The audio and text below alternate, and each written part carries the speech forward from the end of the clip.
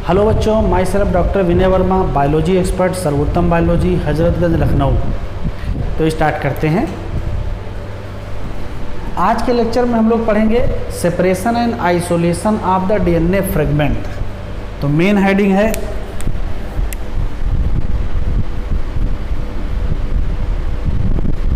Separation and isolation of DNA fragments. ठीक है, होता क्या है कि जब रेस्ट्रिक्शन एंडोन्यूक्लियेज मान लेते हैं कि ये कोई पर्टिकुलर डीएनए है और इसके ऊपर रेस्ट्रिक्शन एंडोन्यूक्लियेज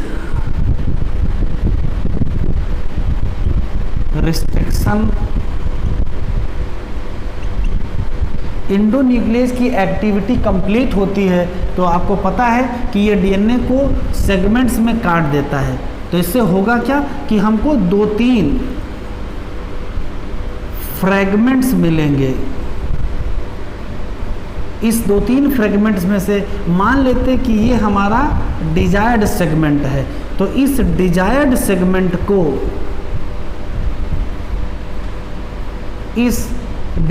सेगमेंट को क्या करना पड़ेगा, इसको सेपरेट करना पड़ेगा।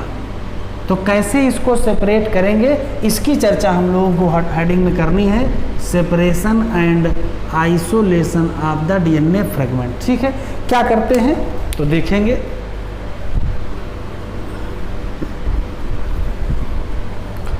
पहला क्वेश्चन ये है कि सेपरेशन ऑफ डीएनए फ्रेगमेंट किस टेक्नोलॉजी के द्वारा किया जाता है। तो याद रखिएगा, separation and isolation of DNA fragment किसके द्वारा करते हैं, तो आंसर देंगे अगारोज जेल इलेक्ट्रोफोरेसिस।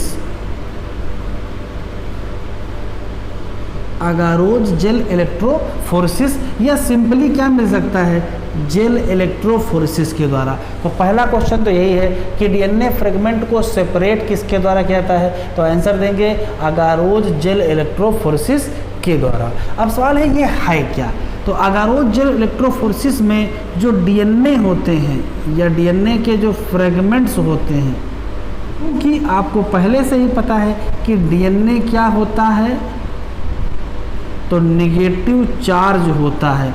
ये पता है कि डीएनए नेगेटिव चार्ज होता है, इसका मतलब इधर की तरफ कोई पॉजिटिव आयनोड लगा दिया जाए तो डीएनए धीरे धीरे नेगेटिव चार्ज किधर की तरफ मूव करेगा, पॉजिटिव आयनोड की तरफ मूव करेगा।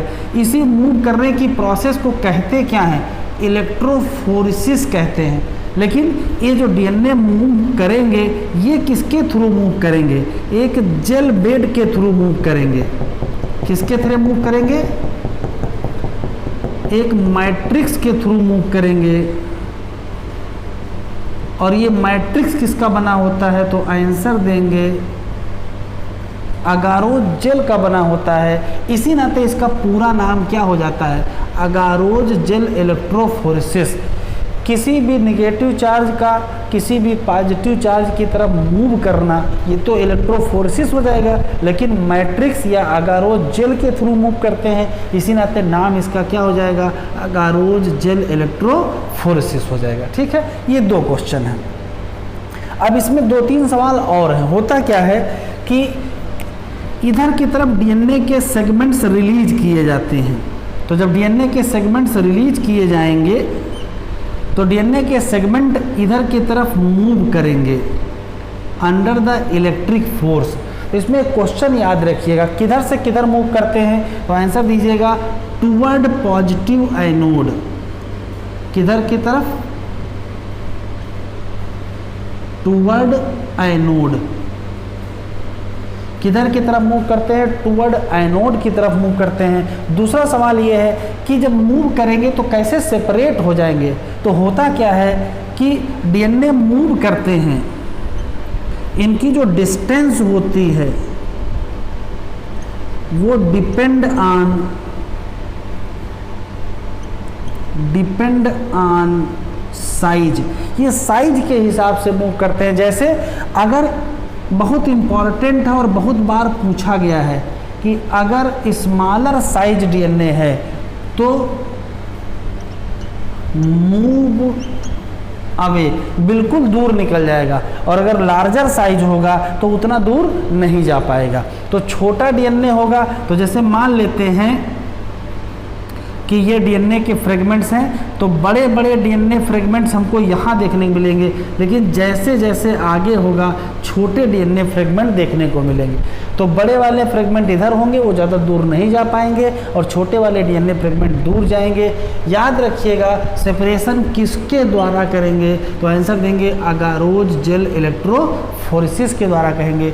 इलेक्ट्रोफोरेसिस क्यों है, क्योंकि negative charge DNA positive anode की तरफ जाता है। दूसरा किसके थ्रू जाता है, आंसर देंगे मैट्रिक्स। मैट्रिक्स किसका बना होता है, अगारोज जेल का। और ये कहाँ से मिलता है, तो ये भी याद रखिएगा, ये किससे मिलता है, एक सीवीड से मिलता है। दूसरा सवाल, कैसे मूव करेंगे, तो अपने साइज के हिसाब से मूव करेंगे, जो छोटा वाला होगा वो बहुत दूर चला जाएगा। तो ये तो सेपरेशन हो गया। अब सेपरेशन के बाद कैसे आइसोलेशन करेंगे, निकालेंगे कैसे, तो निकालेंगे तब जब हमको डीएनए देखने को मिलेगा। तो डिफरेंट बैंड को कैसे अलग करेंगे ये समझ लीजिए जरा।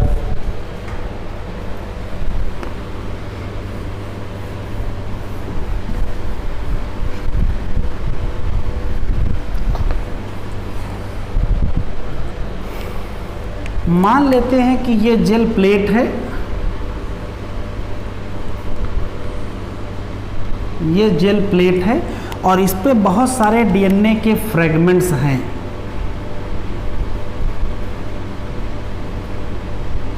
बहुत सारे डीएनए फ्रेगमेंट्स हैं। ये क्या है,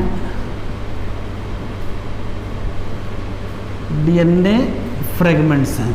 तो अब डीएनए फ्रेगमेंट्स को सेपरेट अलग अलग तो कर दिया है, लेकिन यहाँ से निकालेंगे कैसे, तो निकालेंगे तो तब जब ये दिखाई पड़ेंगे। तो ध्यान से सुनिएगा, डीएनए फ्रेगमेंट नॉट विजुअलाइज, ये दिखाई नहीं पड़ते हैं इन नॉर्मल विजिबल लाइट, ये सामान्य विजिबल लाइट में दिखाई नहीं पड़ते हैं। तो क्या करना पड़ेगा, तो फिर इनकी तो डीएनए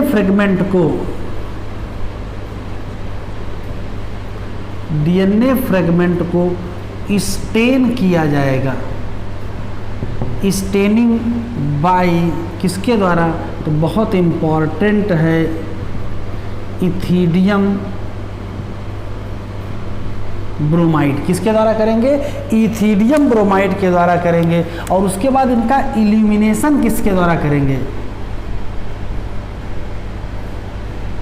इनके ऊपर लाइट कौन सी डालेंगे, तो आंसर देंगे इल्यूमिनेशन अंडर यूवी लाइट।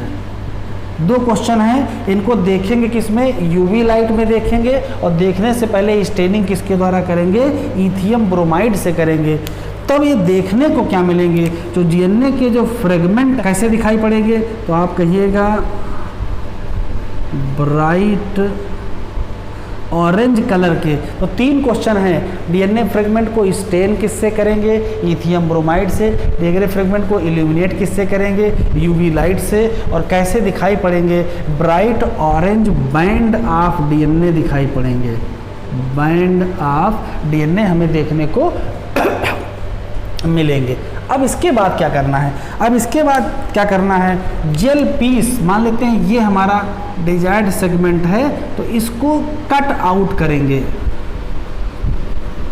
क्या करेंगे, जेल पीस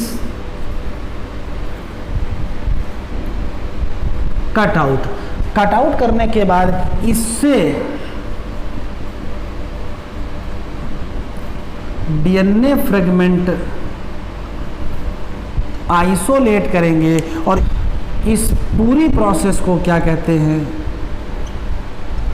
तो प्रोसेस कॉल्ड एज क्या कहते हैं, इल्यूशन कहते हैं। बहुत नाम इम्पॉर्टेंट है। जब जेल पीस को काटा जाएगा, डीएनए फ्रेगमेंट को आइसोलेट किया जाएगा, तो इस प्रोसेस को हम लोग क्या कहते हैं, इल्यूशन कहते हैं। तो इतने क्वेश्चन हैं। पहला सवाल है सेपरेशन किससे करेंगे, तो हम आपको नाम बता चुके हैं कि इसमें जेल इलेक्ट्रोफोरेसिस करेंगे। दूसरा सवाल है सेपरेशन किसके आधार पर होगा, साइज के आधार पर होगा, और जो छोटा साइज डीएनए होगा वो दूर चला जाएगा। उसके बाद क्या करेंगे, दिखाई तो पड़ेंगे नहीं विजिबल लाइट में, तो फिर क्या करेंगे, इनको स्टेन करेंगे इथिडियम ब्रोमाइड के द्वारा, और इल्यूमिनेशन किस में करेंगे, यूवी लाइट में करेंगे। तो देखने को क्या मिलेगा, bright orange band of DNA देखने को मिलेंगे। उसके बाद मान लेते हैं ये हमको सेगमेंट अलग करना है, तो इतना जेल पीस कट आउट कर लेंगे और फिर डीएनए फ्रेगमेंट को आइसोलेट कर लेंगे। प्रोसेस का नाम क्या होता है, इल्यूशन होता है। इसका मतलब अब डीएनए फ्रेगमेंट रेडी है कि उसको हम किसी वेक्टर डीएनए से जोड़ सकते हैं। अब हम लोगों को हेडिंग पढ़नी है क्लोनिंग वेक्टर।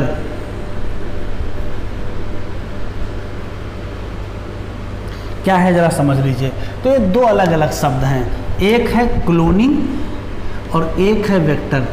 तो क्लोनिंग क्या होती है उसको समझ लेते हैं, वेक्टर क्या होता है इसको समझ लेते हैं। मिला देंगे तो क्या हो जाएगा, क्लोनिंग वेक्टर हो जाएगा। ज़रा देखते हैं। मान लेते हैं कि ये हमारा डिजायर्ड डीएनए है,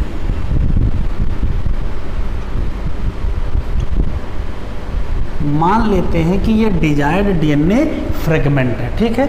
इस डिजायर्ड डीएनए फ्रेगमेंट को जिस भी डीएनए से जोड़ा जाएगा, ध्यान से सुनिएगा, जिस भी डीएनए से जोड़ा जाएगा, तो मान लेते हैं कि ये कोई दूसरा डीएनए है जिससे इस डिजायर्ड डीएनए को जोड़ दिया गया, तो जोड़ देते हैं। तो जोड़ने के बाद क्या बनेगा,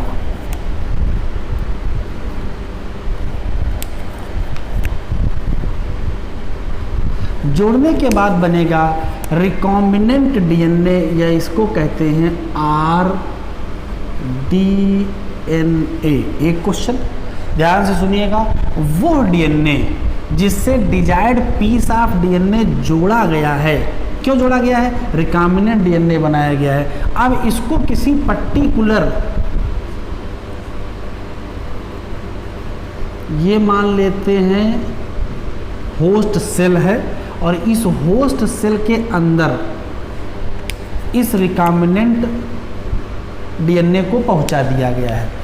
तो ध्यान से सुनिएगा, ये जो desired piece of DNA fragment है, ये किसके अंदर पहुंच गया है, होस्ट सेल के अंदर पहुंच गया है।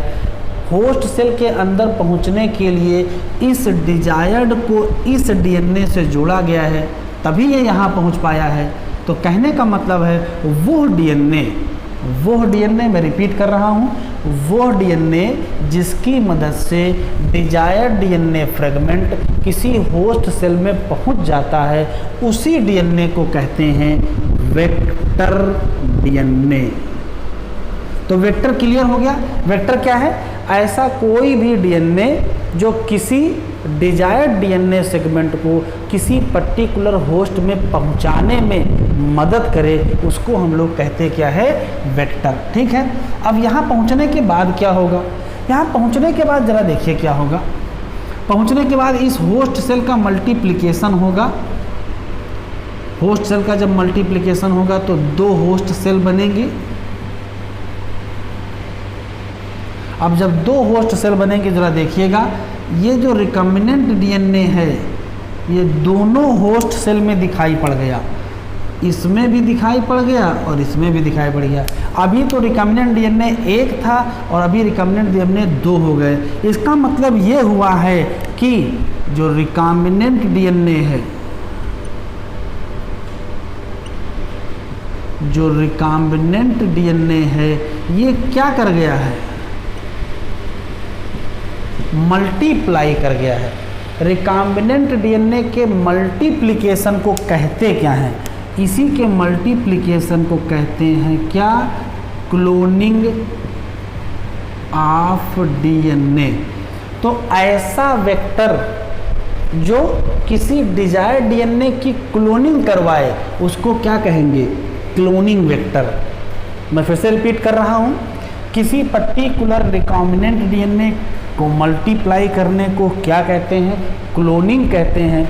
और क्लोनिंग कराने में जो भी वेक्टर इन्वॉल्व होगा उसका नाम क्या होगा, तो आंसर देंगे क्लोनिंग वेक्टर। अब क्लोनिंग वेक्टर के नाम पर कौन कौन इस्तेमाल होते हैं ये समझना है।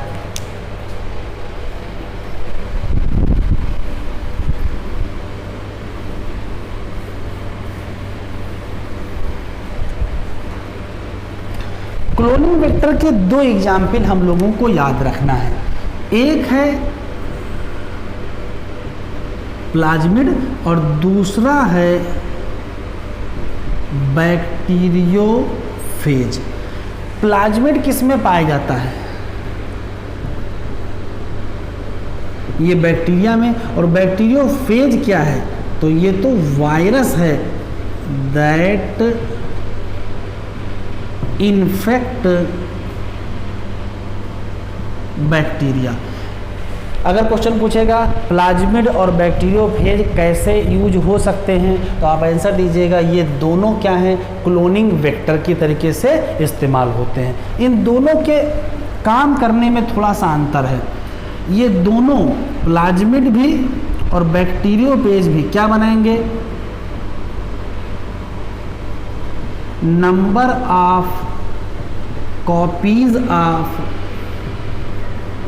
डिजायर्ड डीएनए, ढेर सारे कॉपीज ऑफ डिजायर्ड डीएनए बनाएंगे, लेकिन नंबर किस में ज़्यादा होंगे, तो कॉपीज मोर बाई, तो आंसर दीजिएगा बैक्टीरियोफेज। बैक्टीरियोफेज के द्वारा कॉपी ज़्यादा बनेंगी, प्लाज्मिड के द्वारा उतनी ज़्यादा कॉपी नहीं बनती हैं। बैक्टीरियोफेज के द्वारा कॉपी क्यों ज़्यादा बनती है? क्योंकि बैक्टीरियोफेज की स्वयं का नंबर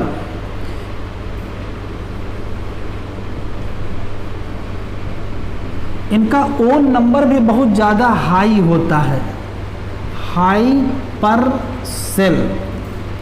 किसी एक पर्टिकुलर सेल के अंदर बैक्टीरियोफेज का जो इन्फेक्शन होता है वो बहुत ज़्यादा होगा। एक बैक्टीरियोफेज मान लेते हैं 10 कॉपी बनाता है, और अगर 10 बैक्टीरियोफेज पहुंच गए तो 100 कॉपी हो जाएंगे। तो बैक्टीरियोफेज का नंबर ही पर सेल ज़्यादा होता है, इसी नाते कॉपीज का नंबर भी क्या होगा, ज़्यादा होगा। जबकि प्लाज्मिड का नंबर कम होता है। अब जब उसका नंबर ही उतना कम होता है तो उससे कॉपी कितनी बन पाएंगे, बहुत ज़्यादा नहीं बन पाएंगे। सामान्यतः प्लाज्मिड के द्वारा कितनी कॉपी बनती हैं, तो 1 से 2 कॉपी बनती हैं। ये संख्या बढ़ करके 15 to 100 कॉपी भी हो सकती है, लेकिन सामान्यतः कितनी कॉपी बनाते हैं, 1 से 2 कॉपी कौन बनाएगा, प्लाज्मिड बनाएंगे। तो अब ध्यान से सुनिए, अगर किसी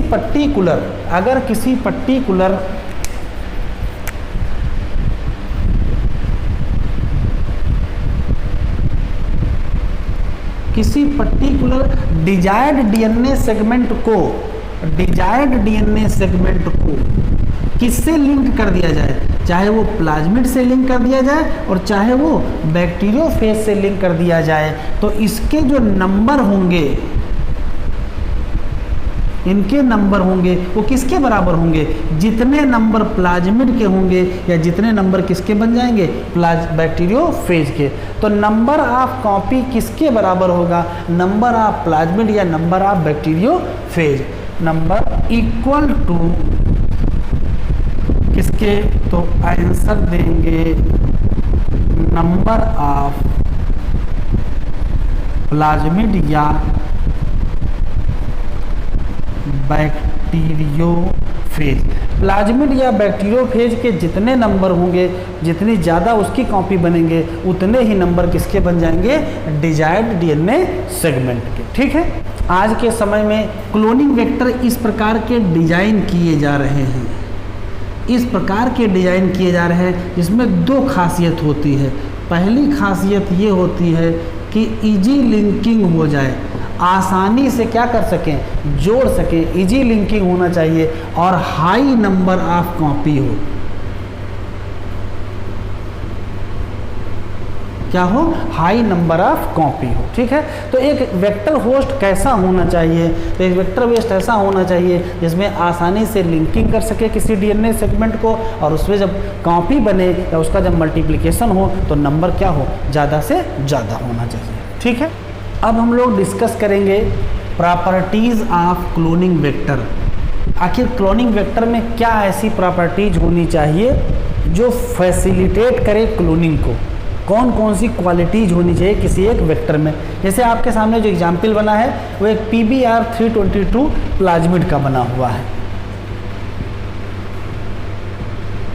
किसी पर्टिकुलर प्लाज्मिड में या वेक्टर में कौन कौन सी क्वालिटी होनी चाहिए, किसके लिए, कि क्लोनिंग प्रॉपर तरीके से हो सके।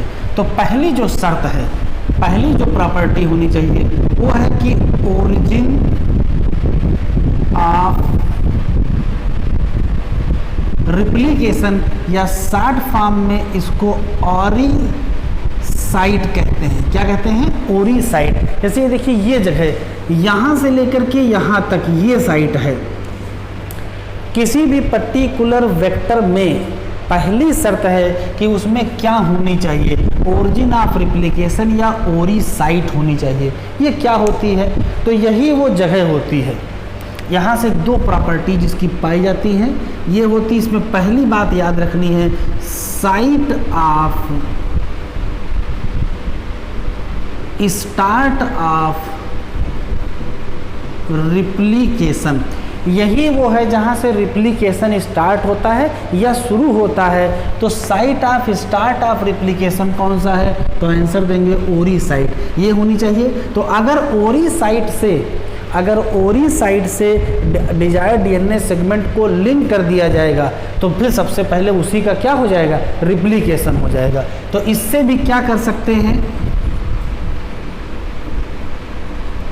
डिजायर्ड डीएनए सेगमेंट में लिंक, इससे जोड़ सकते हैं। अगर इससे जोड़ देंगे तो क्या हो जाएगा? इसका भी रिप्लिकेशन हो जाएगा। ठीक है, लेकिन जोड़ते यहाँ से नहीं, जोड़ते कहीं और से। कहाँ जोड़ेंगे उसको बताएंगे अभी। फिर भी पहली शर्त यह है कि क्या होना चाहिए? ओरिजिन ऑफ रिप्लिकेशन होना चाहिए या ओरी साइट होनी चाहिए। ओरी साइट की पहली बात यह है, यही वो साइट है जहाँ से रिप्लिकेशन ऑफ डीएनए स्टार्ट होता है, और अगर डिजायर्ड डीएनए को इससे जोड़ दिया जाए तो इसका भी क्या हो जाएगा? रिप्लिकेशन हो जाएगा या इसकी कॉपीज बन जाएंगे। एक क्वेश्चन। तीसरा इंपॉर्टेंट सवाल यह है जो नीट 2020 में पूछा गया है। नीट 2020 में एक पॉइंट पूछा गया है, क्या? कौन सी, किसी पर्टिकुलर वेक्टर की कौन सी ऐसी साइट है जो नंबर ऑफ कॉपी को रेगुलेट करती है? कितनी कॉपी बनेंगी? 1 कॉपी बनेगी, 2 कॉपी बनेगी, 100 बनेगी, 200 बनेगी, कितनी कॉपी बनेंगी? क्योंकि यही वो साइट है जो रेगुलेट करता है नंबर ऑफ कॉपीज। तो बहुत इंपॉर्टेंट है। ओरी साइट क्या करता है? Regulate number of copies. कितनी कॉपी बनेंगी, ज़्यादा कॉपी बनेंगी या कम कॉपी बनेंगी, ये कौन डिसाइड करेगा? तो आंसर देंगे ओरी साइट। तो पहली शर्त है कि क्या होना चाहिए? एक ओरी साइट होनी चाहिए। दूसरी शर्त क्या है? इसको मिटा देते हैं।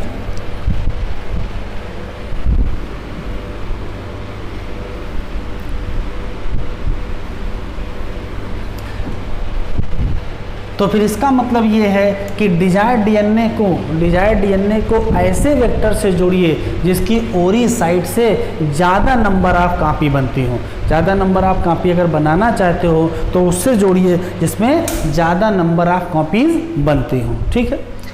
दूसरी कौन सी जगह होनी चाहिए? दूसरी जो जगह है वो है selectable marker.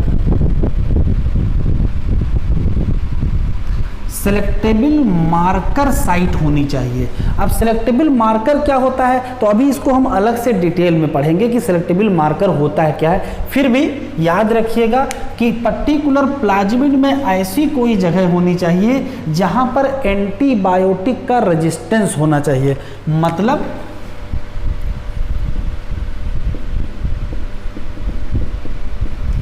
Antibiotic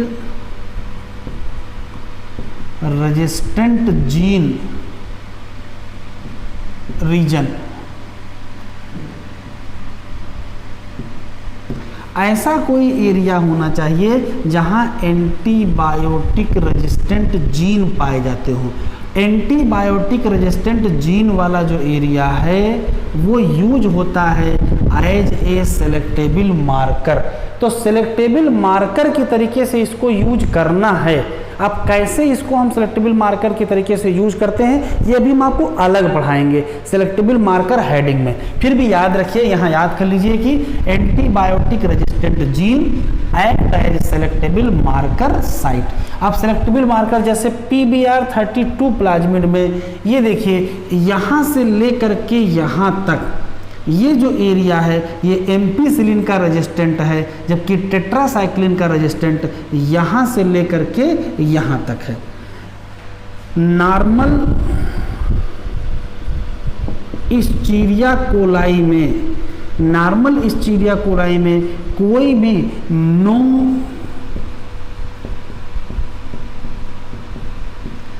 antibiotic resistant gene, कोई भी एंटीबायोटिक रेजिस्टेंट जीन नहीं पाया जाता है। फिर भी जैसे PBR32 में कोई ना कोई है, जैसे एम्पीसिलिन रेजिस्टेंट जीन यहाँ से यहाँ तक है और टेट्रासाइक्लिन रेजिस्टेंट जीन यहाँ से यहाँ तक है। तो किसी भी पर्टिकुलर प्लाज्मिड पर जो एंटीबायोटिक रेजिस्टेंट जीन पाया जाता है उसी को हम लोग क्या कहते हैं, as a selectable marker site.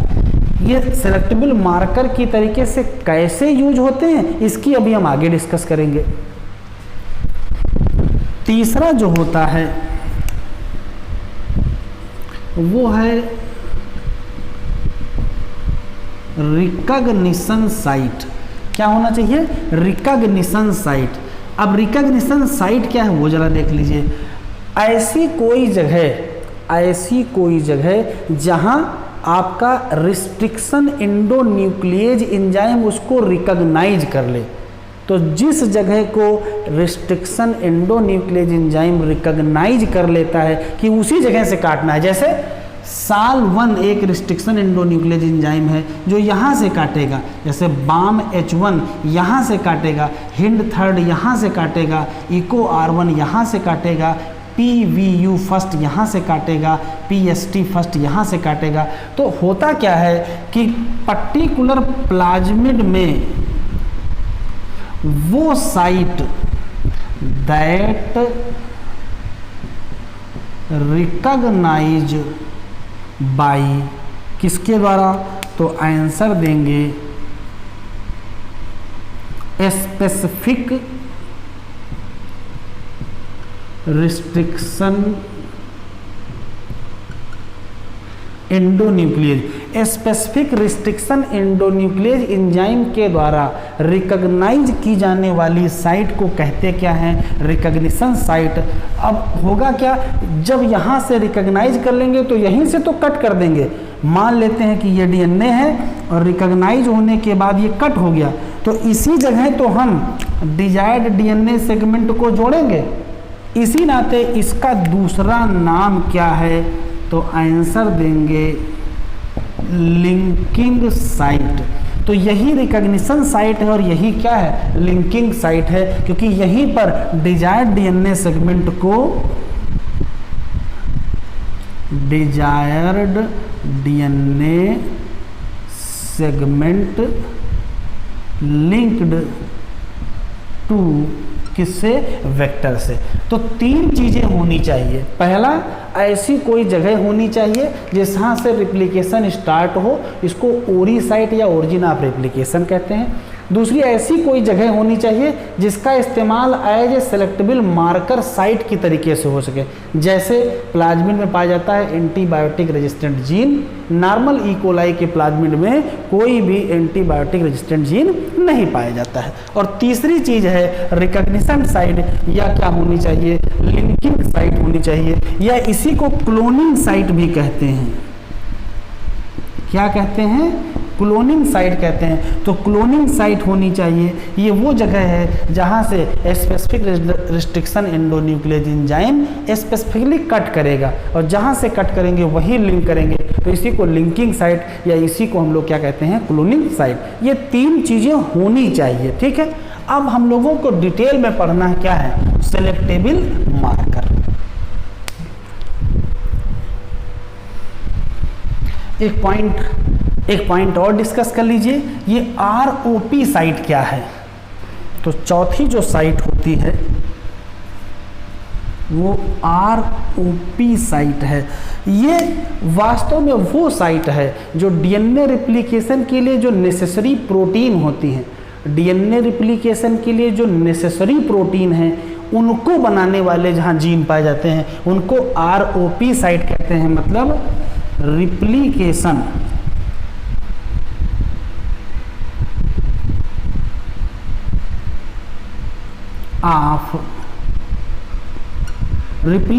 Of plasmid के लिए जो प्रोटीन नेसेसरी होती हैं, उन प्रोटीन को बनाने के लिए जो रीजन होता है उसको ROP रीजन कहते हैं। ये यहाँ से लेकर के यहाँ तक पाया जाता है। तो 4 रीजन आपके सामने हैं, एक ROP रीजन है, रिकॉग्निशन साइट है, सेलेक्टेबल मार्कर साइट है और ओरिजिन ऑफ रेप्लिकेशन या ओरी साइट है। अब हम लोग डिटेल में पढ़ेंगे क्या, सेलेक्टेबल मार्कर। सेलेक्टेबल मार्कर पढ़ने से पहले 2-3 बातें आपको पता होना चाहिए कि किसको सेलेक्ट करना है। तो ज़रा देखिए होता क्या है कि मान लेते हैं कि ये डिजायर्ड DNA सेगमेंट है और ये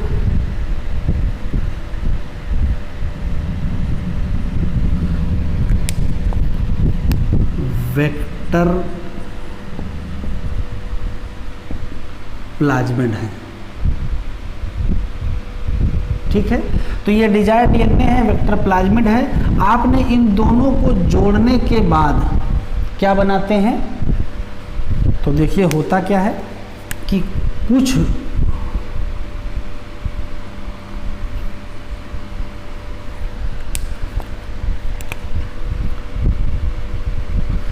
प्लाज्मिड में डिजायर्ड DNA सेगमेंट जुड़ जाता है और कुछ प्लाज्मिड में डिजायर्ड DNA सेगमेंट नहीं जुड़ता है। तो जिसमें जुड़ जाता है इनको कहते हैं रिकॉम्बिनेंट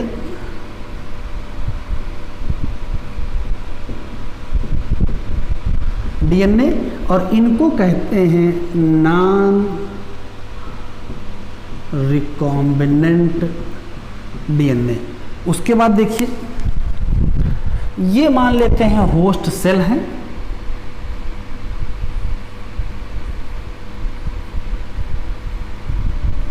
ठीक है। तो इन जो भी आपके पास प्लाज्मिड है उसमें कुछ रिकॉम्बिनेंट है और कुछ नॉन रिकॉम्बिनेंट है, इनको आप इंट्रोड्यूस करवाते हो, इनको होस्ट सेल में इंट्रोड्यूस कराओगे तो आप देखोगे कि कुछ में इंट्रोड्यूस कर जाएंगे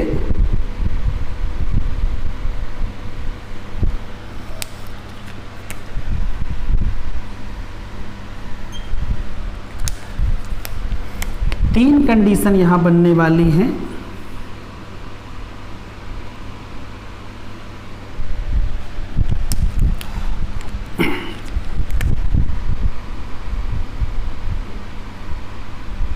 ध्यान से देखिएगा, होस्ट सेल में 3 कंडीशन ये हैं कि ये ऐसे हैं, ये 2 ऐसी होस्ट सेल हैं जिसमें किसी भी प्रकार का प्लाज्मिड इंट्रोड्यूस नहीं हुआ है, ना नॉन रिकॉम्बिनेंट इंट्रोड्यूस हुआ है ना रिकॉम्बिनेंट इंट्रोड्यूस हुआ है। इसी नाते इनको कहेंगे नॉन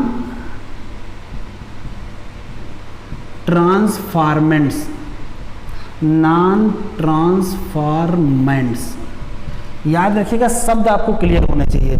ऐसी होस्ट सेल जिसमें किसी भी प्रकार का प्लाज्मिड इंट्रोड्यूस ना हो, ना ये वाला इंट्रोड्यूस हो और ना ये वाला इंट्रोड्यूस हो, उनको कहेंगे नॉन ट्रांसफॉर्मेंट। और जिनके अंदर इंट्रोड्यूस हो जाए, जैसे इसमें भी इंट्रोड्यूस कर गया, इसमें भी, इन सब में इंट्रोड्यूस कर गया, इनको कहेंगे ट्रांसफॉर्मेंट्स। क्या कहेंगे? ट्रांसफॉर्मेंट्स। लेकिन जो ट्रांसफॉर्मेंट्स हैं वो 2 प्रकार के हैं, एक में रिकॉम्बिनेंट DNA आ गया है और एक में नॉन रिकॉम्बिनेंट आ गया है। तो जिसमें नॉन रिकॉम्बिनेंट आ गया है तो ये नॉन रिकॉम्बिनेंट्स होंगे और ये इसमें रिकॉम्बिनेंट DNA आ गया है वो रिकॉम्बिनेंट्स होंगे। तो ये क्या होगा, नॉन रिकॉम्बिनेंट। और ये क्या होंगे, या ये क्या होंगे, रिकॉम्बिनेंट। ये जो रिकॉम्बिनेंट हैं इन दोनों में आया है, इसी नाते इनको कहते हैं ट्रांसफॉर्मेंट्स। आप समझिएगा जरा बेटा, हमारे पास पॉपुलेशन दो प्रकार की होती है, एक होती है नॉन ट्रांसफॉर्मेंट्स और एक होती है ट्रांसफॉर्मेंट। एक शब्द और जरा देख लीजिए, ट्रांसफॉर्मेशन। ये क्या है, तो जब कभी किसी पर्टिकुलर होस्ट सेल में, जब कभी किसी पर्टिकुलर होस्ट सेल में कोई जीन इंट्रोड्यूस करा दिया जाए, जब कभी किसी पर्टिकुलर सेल में कोई जीन इंट्रोड्यूस करा दिया जाए, तो जब इंट्रोड्यूस कराओगे तो होस्ट सेल में कुछ न कुछ चेंज आ जाएगा, होस्ट सेल में कुछ न कुछ चेंज आ जाएगा, और इसी को कहते हैं transformation of the host cell. तो जिसमें जीन इंट्रोड्यूस हो जाए वो ट्रांसफॉर्मेंट्स होंगे, और जिसमें इंट्रोड्यूस ना हो वो नॉन ट्रांसफॉर्मेंट्स होंगे।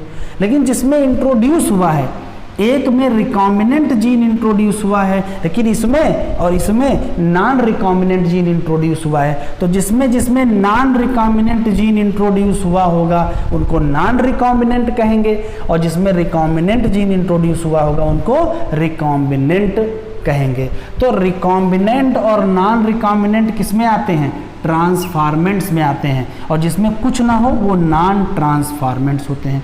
तो अब ध्यान से सुनिए, हम लोग जब भी साइंटिस्ट एक्सपेरिमेंट करते हैं क्या, कि डिजायर्ड डीएनए सेगमेंट को लेते हैं, उनको वेक्टर से जोड़ते हैं, तो कुछ में जुड़ पाता है और कुछ में नहीं जुड़ पाता है। उसके बाद जो भी हमारे पास बनते हैं वेक्टर्स, उनको होस्ट सेल में इंट्रोड्यूस करना होता है, तो कुछ में इंट्रोड्यूस होता है और कुछ में इंट्रोड्यूस नहीं होता है। तो ऐसा होने के बाद हमारे पास जो पॉपुलेशन बनेगी वो तीन प्रकार की बन जाएगी। एक पॉपुलेशन बनेगी नॉन ट्रांसफॉर्मेंट्स की, जिसमें कुछ इंट्रोड्यूस ही नहीं होगा।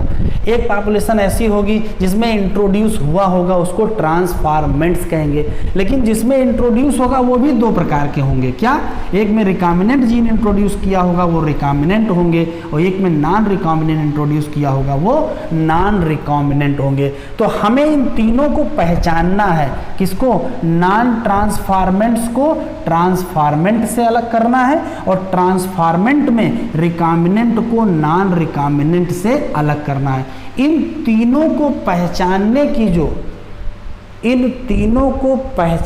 की जो भी तरीका होता है उसी को कहते क्या है, सिलेक्टेबल मार्कर। तो सिलेक्टेबल मार्कर ऐसी कोई भी चीज़, ऐसा कोई भी तरीका जो हमें नॉन ट्रांसफॉर्मेंट को ट्रांसफॉर्मेंट से अलग करा के बता दे, और ट्रांसफॉर्मेंट में रिकॉम्बिनेंट को नॉन रिकॉम्बिनेंट से अलग करके बता दे। तो आप दिमाग में ये फिट कर लीजिएगा कि हमको किससे किसको अलग करना है। हमें नॉन ट्रांसफॉर्मेंट को ट्रांसफॉर्मेंट से अलग करना है, और रिकॉम्बिनेंट को नॉन रिकॉम्बिनेंट से अलग करना है। इसमें जिसकी मदद ली जाएगी तो उसको हम लोग कहेंगे क्या, सिलेक्टेबल मार्कर। अब कैसे करेंगे ये समझना है। अब एक बात समझ लेंगे कि सिलेक्टेबल मार्कर की तरीके से किसका इस्तेमाल करते हैं, तो आंसर देंगे एंटीबायोटिक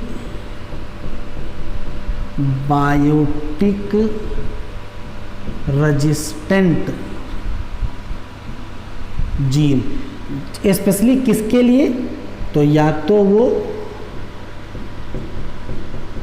एम्पिसिलिन रेजिस्टेंस होगा, या तो वो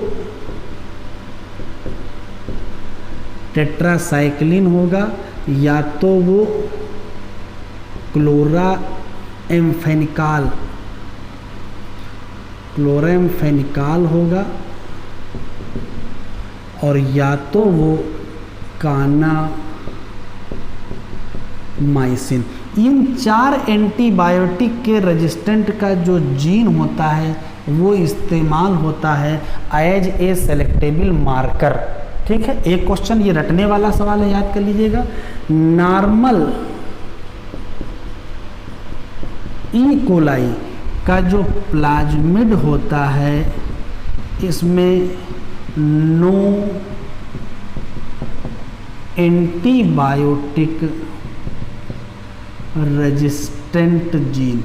सामान्य ई कोलाई में या सामान्य ई कोलाई के प्लाज्मिड में कोई भी एंटीबायोटिक रेजिस्टेंट जीन नहीं पाया जाता, ये याद रखिएगा।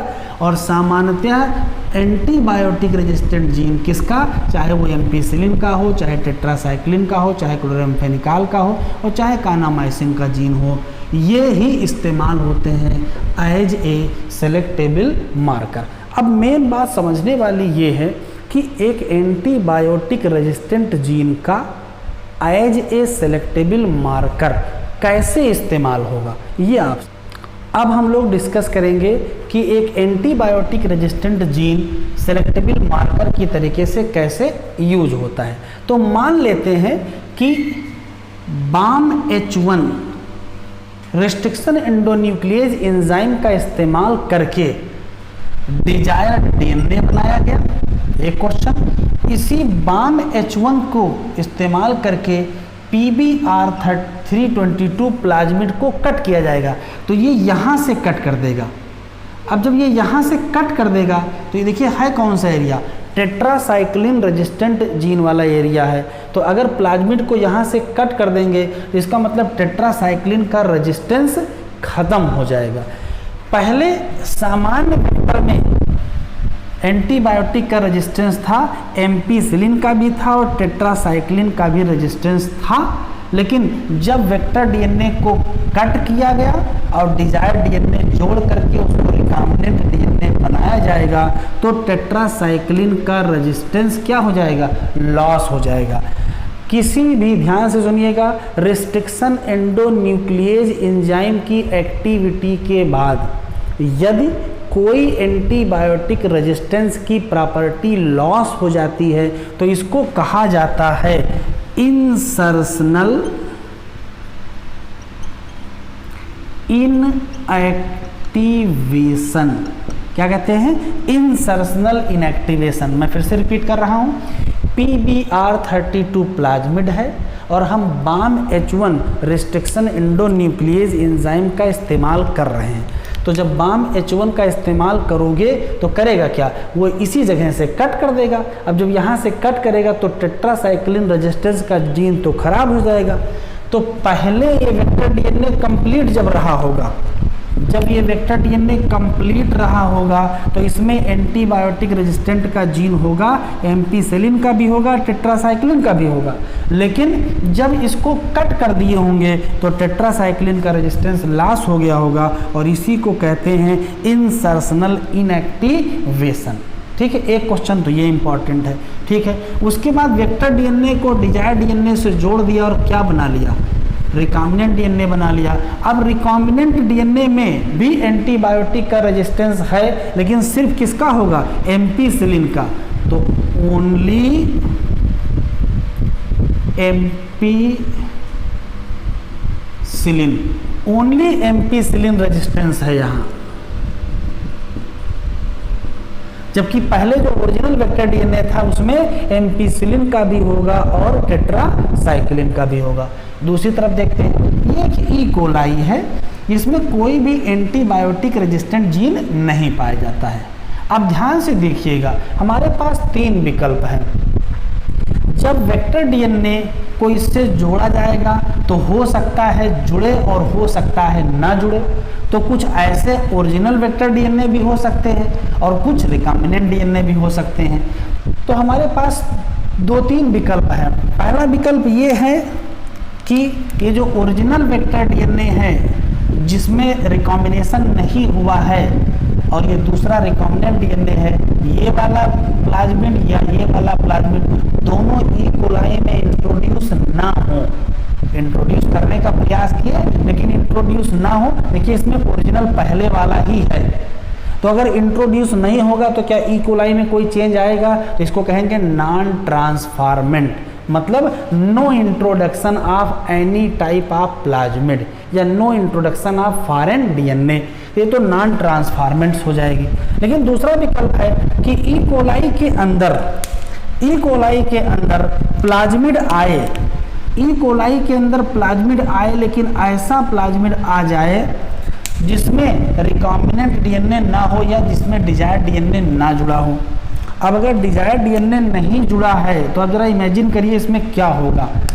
ये नॉन रिकॉम्बिनेंट होगा और इसके पास दोनों एंटीबायोटिक के रेजिस्टेंस हो गए, क्योंकि ये अभी नॉन रिकॉम्बिनेंट है, ना इसमें एम्पिसिलिन खराब हुआ होगा, ना इसमें टेट्रासाइक्लिन खराब हुआ होगा। इसका मतलब है इसमें एम्पिसिलिन रेजिस्टेंट भी होगा और इसमें टेट्रासाइक्लिन रेजिस्टेंस भी होगा। तो ध्यान से सुनिएगा, ऐसी कॉलोनी जिसमें दोनों एंटीबायोटिक का रेजिस्टेंट होगा, वो कैसी होगी? वो नॉन रिकॉम्बिनेंट होगी। लेकिन अगर ऐसा भी तो हो सकता है, ऐसा ये हो सकता है कि किसी ई कोलाई में वो वाला वेक्टर डीएनए इंट्रोड्यूस कर जाए जिसमें डिजायर्ड पीस ऑफ डीएनए हो। अब डिजायर्ड पीस वाला तो ये रिकॉम्बिनेंट होगा, इसमें सिर्फ एम्पिसिलिन का रेजिस्टेंस है, तो इसमें क्या होगा? एम्पिसिलिन रेजिस्टेंस तो होगा लेकिन नो टेट्रासाइक्लिन रेजिस्टेंस। अब ऐसे समझ लीजिए, इसमें जो नॉन ट्रांसफॉर्मेंट हैं, इसमें किसी प्रकार का क्या रेजिस्टेंस होगा? नहीं होगा। तो नो एंटीबायोटिक रेजिस्टेंस। अब ध्यान से सुनिए, आपके पास 3 विकल्प मिल गए हैं। एक ऐसी ई कोलाई है जिसमें कोई एंटीबायोटिक रेजिस्टेंस नहीं होगा क्योंकि इसमें कुछ आया ही नहीं है। एक ऐसी ई कोलाई है जिसमें ओरिजिनल वाला आ गया है, बिना कटे वाला आ गया है, इसमें दोनों एंटीबायोटिक का रेजिस्टेंस होगा। और तीसरी एक ऐसी ई कोलाई होगी जिसमें एम्पिसिलिन का तो रेजिस्टेंस होगा लेकिन टेट्रासिलिन का रेजिस्टेंस नहीं होगा। तो अब 3 प्रकार के लोग हैं। ऐसी ई कोलाई जिसमें किसी प्रकार का एंटीबायोटिक रेजिस्टेंट जीन नहीं है क्योंकि इसमें कुछ इंट्रोड्यूस हुआ ही नहीं है, ये नॉन ट्रांसफॉर्मेंट्स है। ऐसी ई कोलाई जिसमें इंट्रोडक्शन हुआ है लेकिन बिना कट वाले का हुआ है, इसी नाते इसमें दोनों प्रकार के रेजिस्टेंस हैं, ये नॉन रिकॉम्बिनेंट जीन है क्योंकि इसमें रिकॉम्बिनेशन नहीं हुआ है। इसमें ऐसा इंट्रोड्यूस कर गया जिसमें रिकॉम्बिनेंट जीन आ गया है, अब रिकॉम्बिनेशन के दौरान टेट्रासाइक्लिन खराब हो जाता है, इसी नाते इसमें एम्पिसिलिन का होगा और टेट्रासाइक्लिन का रेजिस्टेंस नहीं होगा। एक और ख़ास बात है, ये जो नॉन रिकॉम्बिनेंट्स हैं और जो ये रिकॉम्बिनेंट्स हैं, इन दोनों में इंट्रोड्यूस हुआ है, इसी नाते ये दोनों क्या हैं? ये दोनों क्या हैं? तो आंसर देंगे ट्रांसफॉर्मेंट्स हैं। क्या है? ट्रांसफॉर्मेंट। तो हमारे पास नॉन ट्रांसफॉर्मेंट और ट्रांसफॉर्मेंट हैं और हमारे पास रिकॉम्बिनेंट और नॉन रिकॉम्बिनेंट। अब इन तीनों को अलग कैसे करेंगे ये समझिएगा। एक काम करते हैं कि एक पर्टिकुलर प्लेट ले लेते हैं और इसमें बैक्टीरिया की कॉलोनी इन्हीं को ग्रो करवाते हैं, तीनों को इसी में ग्रो करवाते हैं और इसमें डाल क्या देते हैं? एम्पिसिलिन। तो जैसे ही इसमें एम्पिसिलिन डालेंगे वैसे क्या होगा? वैसे ये ई कोलाई मर जाएगी, मतलब नॉन ट्रांसफॉर्मेंट नॉट सर्वाइव, ये बचेंगे नहीं। क्यों? क्योंकि यहाँ एंटीबायोटिक रेजिस्टेंस नहीं है। लेकिन ये दोनों बच जाएंगे क्योंकि इसके पास भी एम्पिसिलिन का है और इसके पास भी एम्पिसिलिन का है।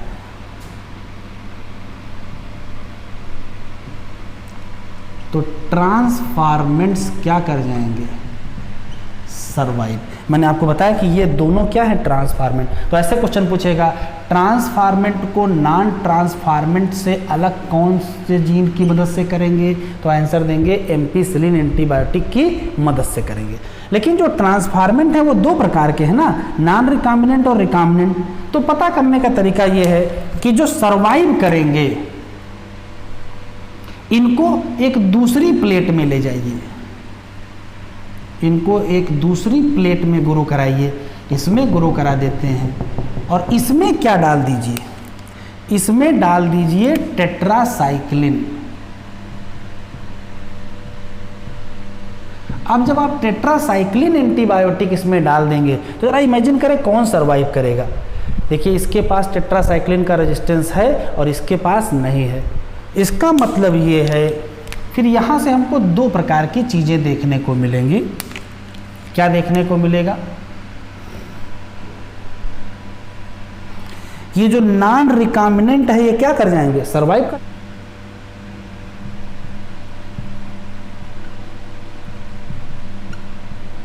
नॉन रिकॉम्बिनेंट क्या कर जाएंगे, तो आप कहेंगे सर्वाइव कर जाएंगे। लेकिन जो रिकॉम्बिनेंट होंगे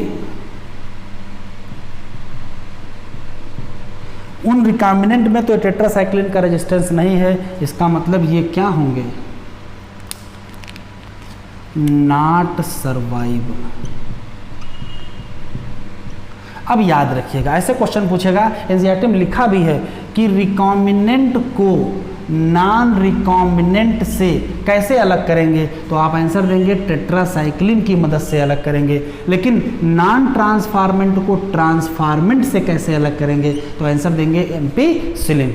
तो हम एम्पिसिलिन और टेट्रासाइक्लिन रेजिस्टेंट जीन की मदद से दो काम कर लेते हैं, नॉन ट्रांसफार्मेंट को ट्रांसफार्मेंट से अलग कर लेते हैं और नॉन रिकॉम्बिनेंट को रिकॉम्बिनेंट से अलग कर लेते हैं। इसी नाते इन टेट्रासाइक्लिन रेजिस्टेंट जीन या एम्पिसिलिन रेजिस्टेंट जीन को हम लोग क्या कहते हैं, सेलेक्टेबल मार्कर कहते हैं। हम उम्मीद करते हैं कि कॉन्सेप्ट आपको क्लियर हो गया होगा। ठीक है बच्चों, तो सेलेक्टेबल मार्कर का कुछ कॉन्सेप्ट तो क्लियर हो रहा होगा, लेकिन एक बड़ी प्रॉब्लम इसमें आ रही है। क्या, जरा देखिए, अगर हम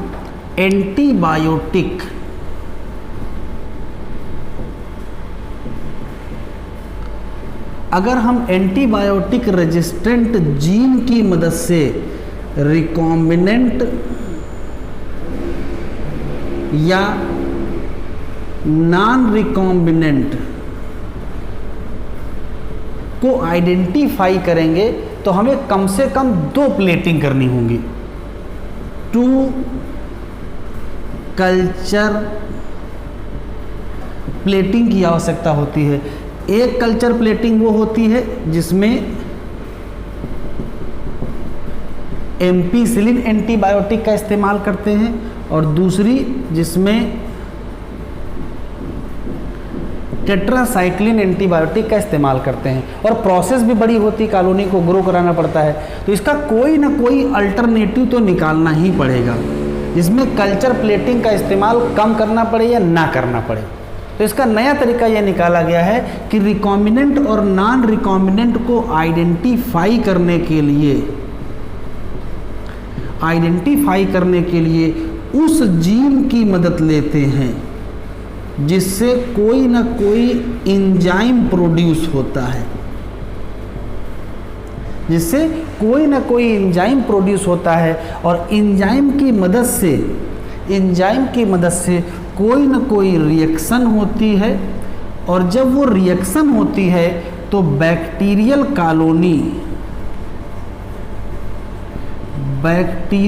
कॉलोनी का कलर प्रभावित होता है किसी न किसी पर्टिकुलर केमिकल की प्रेजेंस में। किसी पर्टिकुलर केमिकल की प्रेजेंस में कलर में चेंज आता है, उस केमिकल को कहते हैं क्रोमाजेनिक। तो अब हम लोग ये समझेंगे कि आखिर क्रोमाजेनिक मटेरियल की मदद से कैसे आइडेंटिफाई किया जाएगा कि कौन है रिकॉम्बिनेंट और कौन रिकॉम्बिनेंट नहीं है। तो अब हम सेलेक्टेबल मार्कर की तरीके से किसका इस्तेमाल करेंगे, सेलेक्टेबल मार्कर की तरीके से किसी दूसरे जीन का इस्तेमाल करेंगे, एंटीबायोटिक रेजिस्टेंट जीन का इस्तेमाल नहीं करेंगे। करते क्या है वो समझ लीजिए। होता क्या है, मान लेते हैं कि ये कोई बैक्टीरिया है, उसका ये प्लाज्मिड है और इसमें कोई LAC-Z जीन नाम का जीन पाया जाता है, जिससे कोई प्रोटीन बनती है, जिससे कोई एंजाइम बनता है, जैसे बीटा गैलेक्टोसाइडेज एंजाइम। ये एक मटेरियल है जिसका नाम है एक्स गाल। ये एक्स गाल क्या है, ये क्रोमाजेनिक मटेरियल है, क्रोमाजेनिक मटेरियल। होगा क्या, बैक्टीरिया इस मटेरियल को ले लेगा और इसके रिएक्शन के द्वारा बैक्टीरिया की कॉलोनी कैसी हो जाएगी, ब्लू कलर की हो जाएगी। कहने का मतलब ये है कि इस अगर बैक्टीरिया की कॉलोनी ग्रो कराएंगे तो ये ब्लू कलर की कॉलोनी होगी इस मटेरियल के प्रेजेंस में। लेकिन ये ब्लू कलर की क्यों है, क्योंकि बीटा गैलेक्टोसाइडेज एंजाइम बन रहा है, क्योंकि ये जीन फंक्शनल है, इसमें कुछ भी चेंज नहीं किया गया है। इसका मतलब ये नॉन रिकॉम्बिनेंट बैक्टीरिया है। अब हम इंसर्शन करते हैं और इंसर्शन करने के बाद ये पता करना है कि इंसर्शन हुआ है, रिकॉम्बिनेट बना है कि नहीं बना है। तो देखो क्या होता है, मान लेते हैं कि हम लोगों ने प्रयास किया और डिजायरेबल डीएनए सेगमेंट को इंट्रोड्यूस कर दिया। कहाँ, इसी LAC-Z जीन वाली जगह पर। तो अगर इसको कट कर देंगे तो LAC-Z जीन क्या हो जाएगा, इनएक्टिव हो जाएगा। ध्यान से सुनिएगा, जीन जब कभी डीएनए को इंसर्ट करते हैं और जीन इनएक्टिव हो जाता है तो इसको कहते क्या हैं, इंसर्शनल इनएक्टिवेशन। तो ये इंसर्शनल इनएक्टिवेशन हो जाएगा। अब उसके बाद जब LAC-Z जीन काम नहीं करेगा तो फिर प्रोटीन नहीं बनेगा, तो फिर एंजाइम नहीं बनेगा, तो फिर बीटा गैलेक्टोसाइडेज भी नहीं होगा। और अगर बीटा गैलेक्टोसाइडेज नहीं होगा तो बैक्टीरिया इस एक्स गाल को लेने के बाद वो रिएक्शन नहीं करा पाएगा, जिससे क्या हो, कौन सा कलर बनेगा, ब्लू कलर। तो जब रिएक्शन नहीं होगा तो फिर कलर कैसा हो जाएगा, व्हाइट। तो ध्यान से सुनिएगा, अगर बैक्टीरिया की कॉलोनी पर एक्स गाल डाल दिया जाए, अगर कॉलोनी किस कलर की हो जाए, ब्लू कलर की हो जाए, इसका मतलब बैक्टीरिया में फिर कोई चेंज नहीं है। इसका मतलब ये क्या है, नॉन रिकॉम्बिनेंट है। और बैक्टीरिया की कॉलोनी पर क्या डाला जाए, एक्स गाल डाला जाए और ब्लू की जगह ये क्या हो जाए, व्हाइट हो जाए। इसका मतलब फिर ये बैक्टीरिया क्या है, रिकॉम्बिनेंट है। तो रिकॉम्बिनेंट और नॉन रिकॉम्बिनेंट को आइडेंटिफाई करना एक ही प्लेटिंग से हो जाएगा। सिर्फ क्या करते हैं, एक्स गाल डाल के देख लीजिए, अगर बैक्टीरिया की कॉलोनी ब्लू हो गई इसका मतलब ये नॉन रिकॉम्बिनेंट है, और अगर बैक्टीरिया की कॉलोनी व्हाइट हो गई इसका मतलब ये क्या है, रिकॉम्बिनेंट है। इसका मतलब ये है कि हमने जो जीन इंट्रोड्यूस किया गया था वो इंट्रोड्यूस हो चुका है, क्योंकि ये जीन क्या हो गया है, इनएक्टिव। किसी भी पर्टिकुलर डीएनए सेगमेंट को इंट्रोड्यूस करने के बाद यदि कोई जीन इनएक्टिव हो जाता है तो उसको कहते हैं इंसर्शनल इनएक्टिवेशन। जैसे पहले क्या होता था, एंटीबायोटिक रेजिस्टेंट जीन पर इंट्रोड्यूस करते थे तो एंटीबायोटिक का रेजिस्टेंट खत्म हो जाता था। अभी हमने किसी दूसरी जीन पर इंट्रोड्यूस कर दिया है तो ये जीन खराब हो जाएगा। तो ये शब्द आप ना भूलिएगा, ये बहुत इंपॉर्टेंट है, इंसर्शनल इनएक्टिवेशन। ठीक है, तो काम की बात यह निकल के आई, अगर हम आपसे पूछे कि सेलेक्टेबल मार्कर की तरीके से किसका इस्तेमाल करोगे, तो सेलेक्टेबल मार्कर की तरीके से दो चीज़ों का इस्तेमाल कर सकते हैं, या तो फिर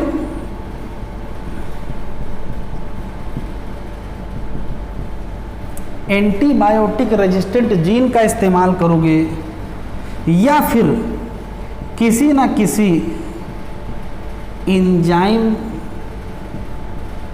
प्रोड्यूसिंग जीन का इस्तेमाल करोगे। अब किसका इस्तेमाल करोगे वो डिपेंड करेगा क्या है। ठीक है, तो दो क्वेश्चन में से कोई ना कोई आंसर मिल जाएगा, या तो ऑप्शन में ये दिया होगा या तो ऑप्शन में ये दिया होगा। ठीक है, आगे बढ़ते हैं।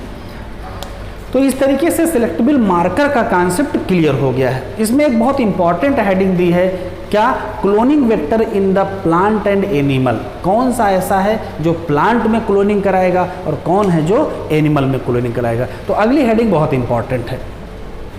अब हम लोग डिस्कस करेंगे vector for cloning gene in plants and animal.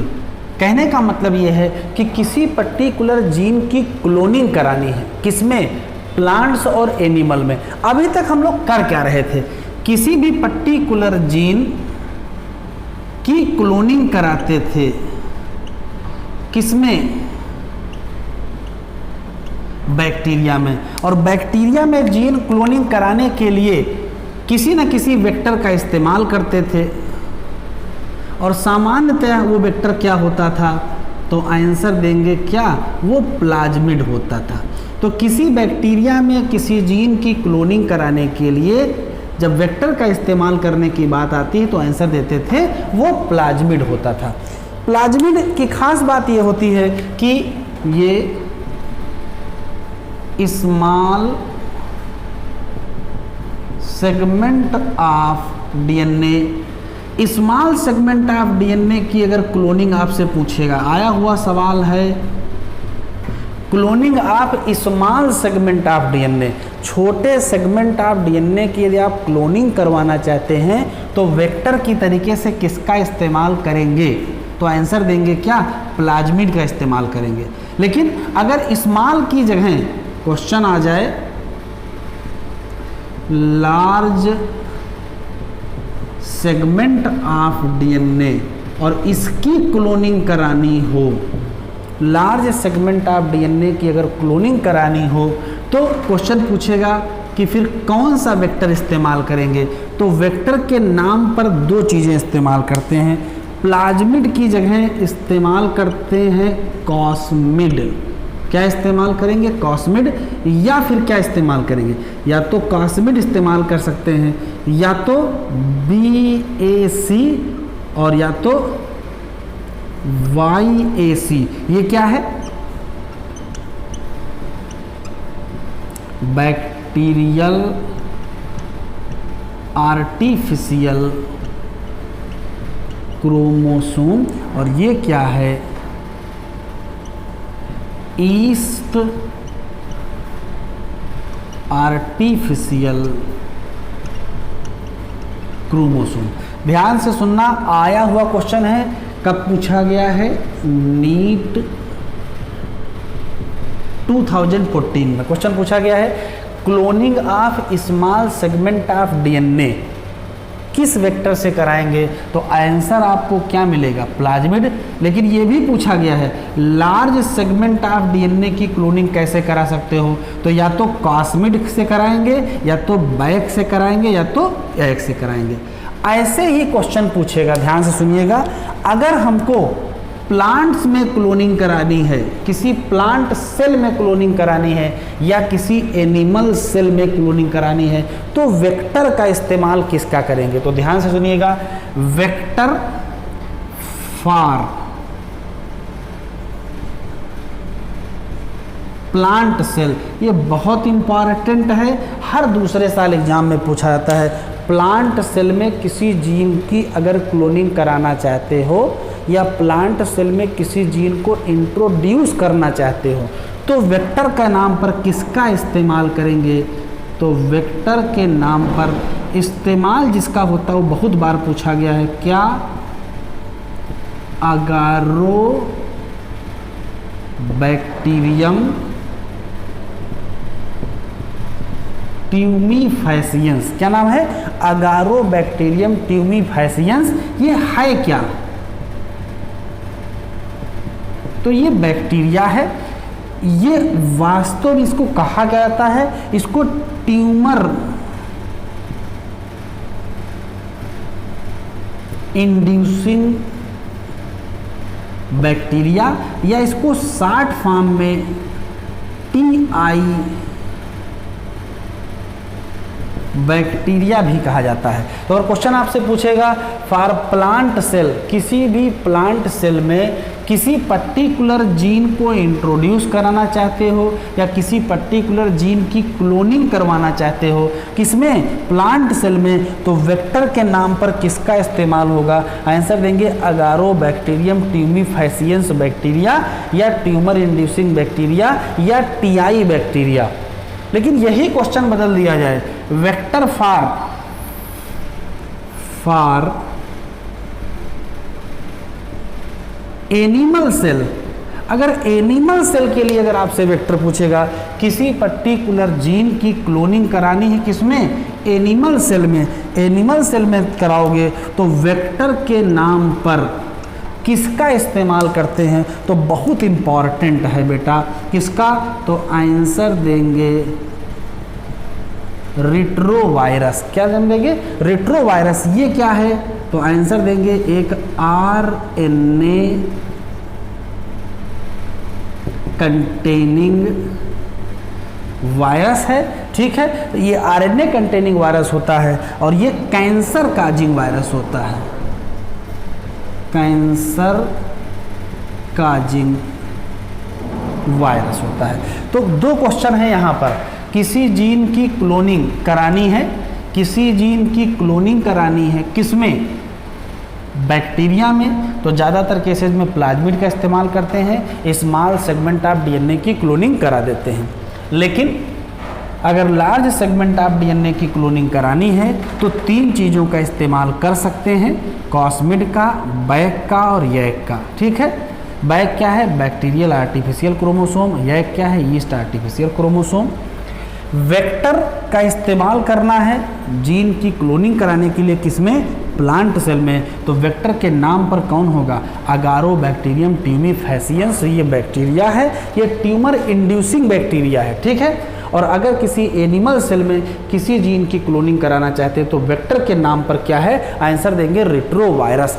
ध्यान से सुनिएगा, बहुत इंपॉर्टेंट क्वेश्चन है। एक क्वेश्चन आया है, एग्जामिनर ने डिजाइन किया गया है, क्या, ह्यूमन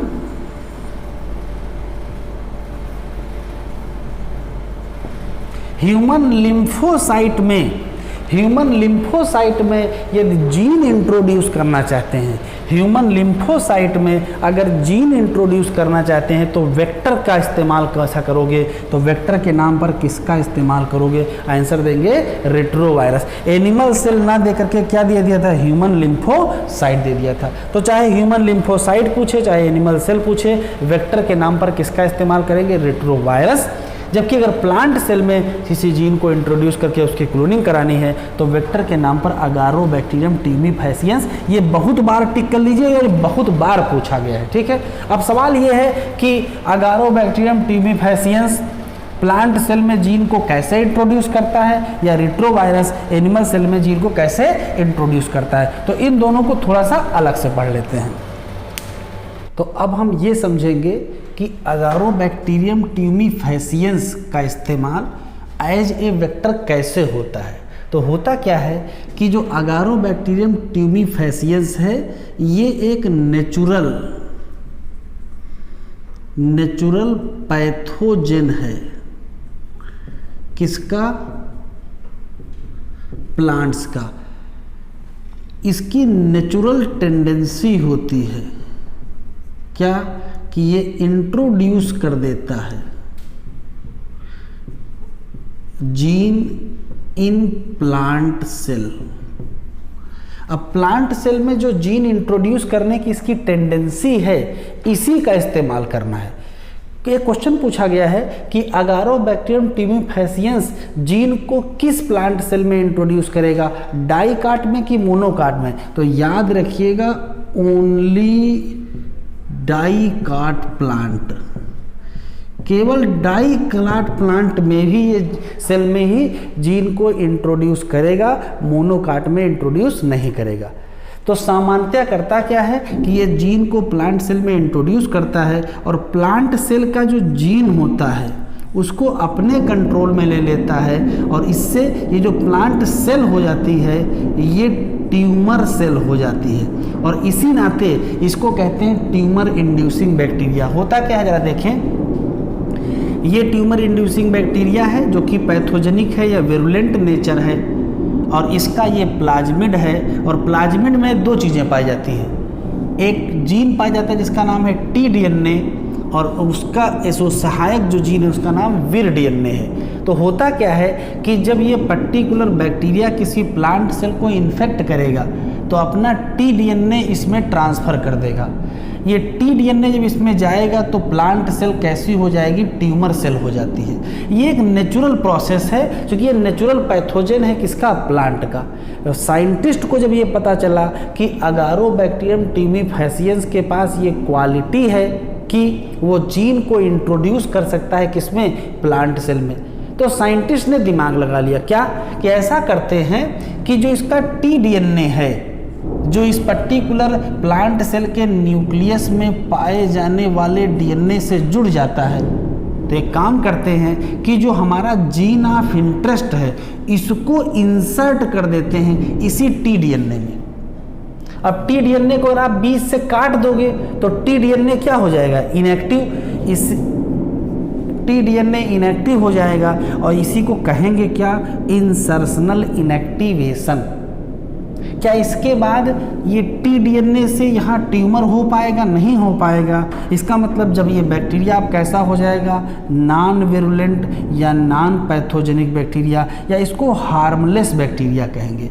तो सबसे पहले क्या करेंगे, जीन ऑफ इंटरेस्ट को इसी टीडीएनए पर इंसर्ट करेंगे और बाकी काम ये बैक्टीरिया खुद करेगा। क्या, इसकी आदत है ना टीडीएनए यहाँ पहुँचाने की, तो जब ये अपना टीडीएनए यहाँ पहुँचाएगा तो साथ में हमारा जीन ऑफ इंटरेस्ट भी यहाँ पहुँचा देगा। तो कोई जीन ऑफ इंटरेस्ट या डीएनए सेगमेंट को अगर हम प्लांट सेल में इंट्रोड्यूस करना चाहते हैं तो सिर्फ एक काम करिए, क्या करिए, उस डीएनए सेगमेंट को इस पर्टिकुलर अगारोबैक्टीरियम ट्यूमिफेसियंस बैक्टीरिया के टीडीएनए से लिंक कर दीजिए। इसके बाद बैक्टीरिया की अपनी आदत है कि वो जीन को इंट्रोड्यूस कर देता था, टीडीएनए को इंट्रोड्यूस करेगा तो हमारा वाला जो डीएनए सेगमेंट है वो प्लांट सेल में पहुंच जाएगा। हाँ, अगर हमने नहीं जोड़ा और इसने टीडीएनए पहुंचा दिया तो फिर प्लांट सेल को ट्यूमर हो जाएगा, तो ट्यूमर भी नहीं होना चाहिए। तो उसका तरीका क्या है कि जब हम इंसर्ट करेंगे तो टीडीएनए खराब हो जाएगा। तो काम की बात यह है कि प्लांट सेल में जीन को इंट्रोड्यूस करने के लिए क्या करते हैं, तो आंसर देंगे कि जो जीन ऑफ इंटरेस्ट या डीएनए सेगमेंट है उसको इंसर्ट कर देते हैं T-DNA of the plasmid of bacteria. कौन सा, टीआई बैक्टीरिया। ठीक है, तो ये तो कॉन्सेप्ट क्लियर हो गया। अब दूसरा देख लेते हैं।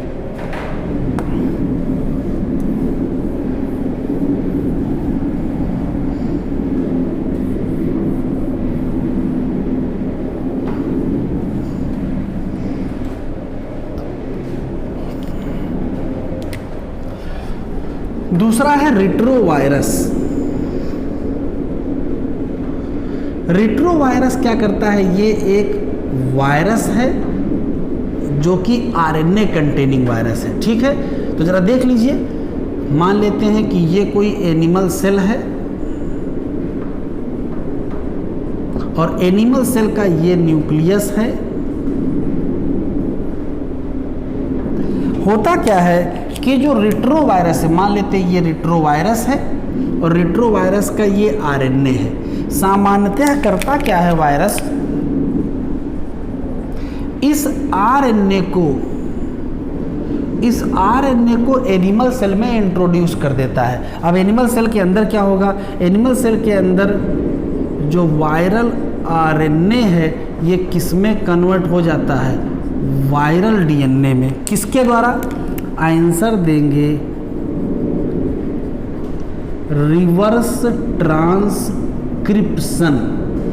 ठीक है, और ये जो वायरल डीएनए है ये किससे जुड़ जाएगा, ये किससे जुड़ जाएगा, तो डीएनए ऑफ एनिमल सेल। अब जब एनिमल सेल के डीएनए से जुड़ जाएगा तो इससे क्या बनवाएगा, इससे बनवाएगा वायरल आरएनए और उससे क्या बनवाएगा, वायरल प्रोटीन, और उससे क्या बनेंगे, वायरल प्रोजनी। ठीक है, तो ध्यान सुनिए, ये जो वायरस है ये किसी एनिमल सेल से कहता है कि हमारी प्रोजनी बनाओ, लेकिन कैसे बनवाता है, बनवाने का तरीका ये है कि ये अपने आरएनए को इसके अंदर डालेगा, वायरल आरएनए वायरल डीएनए बनेगा, किससे, रिवर्स ट्रांसक्रिप्शन के द्वारा। Viral DNA of animal cell से जुड़ जाएगा और इसको अपने कंट्रोल में ले लेगा। फिर क्या बनेगा, वायरल आरएनए बनेगी, वायरल प्रोटीन बनेगी और उससे वायरस की प्रोजनी बनेगी। ये एक नेचुरल प्रोसेस है। और अगर ये चूंकि रिट्रोवायरस कैंसर करने वाला जीन होता है तो जो एनिमल सेल है वो कैसी हो जाती है, कैंसरस सेल हो जाते। ठीक है, अब साइंटिस्ट ने दिमाग लगा दिया क्या कि एक काम करते हैं कि जो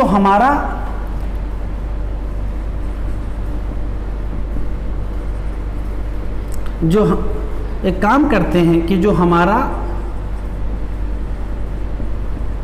सेगमेंट ऑफ डीएनए है जिसमें जीन ऑफ इंटरेस्ट है, इस सेगमेंट ऑफ डीएनए के जीन ऑफ इंटरेस्ट को क्या करें, इस वायरल आरएनए से जोड़ देते हैं। बस अगर इससे जोड़ दोगे तो बाकी काम तो अपने आप हो जाएगा, बाकी काम में तो कुछ करना नहीं है। जब वायरल आरएनए अंदर जाएगा तो हमारा वाला भी अंदर चला जाएगा। अब डीएनए को थोड़े आरएनए से जोड़ेंगे, डीएनए से आरएनए बना लेंगे, आरएनए को आरएनए में जोड़ देंगे। ठीक है, तो अगर हम जीन ऑफ इंटरेस्ट को किसी एनिमल सेल में पहुंचाना चाहते हैं तो किसकी मदद ले सकते हैं, वायरस की मदद ले सकते हैं। तो एनिमल सेल में जीन ऑफ इंटरेस्ट को इंट्रोड्यूस करने के लिए वायरस, आरएनए कंटेनिंग वायरस किसका इस्तेमाल करते हैं, आंसर देंगे रेट्रोवायरस। ठीक है, तो दो बातें हमने आपको बताई हैं कि किसी पर्टिकुलर यूकैरियोटिक सेल में अगर जीन ऑफ इंटरेस्ट को इंट्रोड्यूस करना है तो जीन ऑफ इंटरेस्ट को अगर प्लांट सेल में इंट्रोड्यूस करना है तो किसकी मदद लेंगे, अगारोबैक्टीरियम ट्यूमेफेसियंस की या ट्यूमर इंड्यूसिंग बैक्टीरिया की। और अगर उसको एनिमल सेल में इंट्रोड्यूस करना है तो किसका इस्तेमाल करेंगे, आंसर देंगे रेट्रोवायरस या आरएनए कंटेनिंग वायरस। ठीक है, इस तरीके से ये आज पोर्शन कंप्लीट हो गया है। अगले लेक्चर में हम आपको देंगे process of the biotechnology. Bye bye बच्चों।